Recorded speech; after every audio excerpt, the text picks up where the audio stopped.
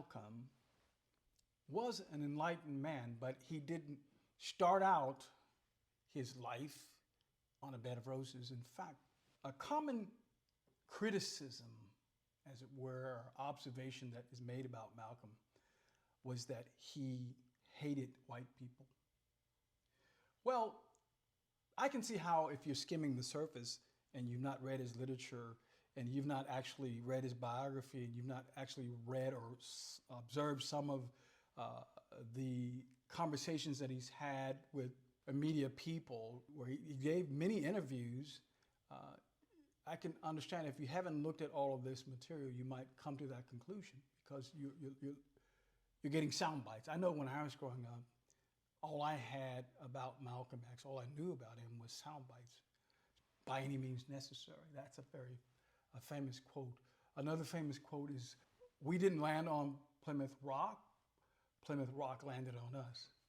So those quotes and those sound bites make him seem like he's a very angry man. Well, did he have a reason to be angry? I say yes. Well, and let me tell you about him. I think if I can take a moment to introduce Malcolm to you a little bit more. His grandmother was born in the Caribbean nation of Grenada. His grandmother was assaulted by a white man, and from that assault, his mother was born. So his mother was biracial. His father, who was from Georgia, had at least 4 brothers who were killed by the Ku Klux Klan. His father was also somehow affiliated with, if you know anything about Marcus Garvey and the United Negro Improvement Association, his father was one of those early proponents of this movement. His father was menaced by this Klan-like group. I believe the name of the group was the Black Knights. They told him to stop talking about racial equality.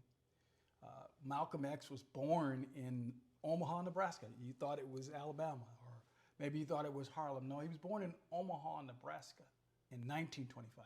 And one of the reasons why we're having this conversation today is because throughout the month of February and all the way to May 19th, we will be looking at Malcolm's quotes, because this year, if he was living, would be his 100th birthday.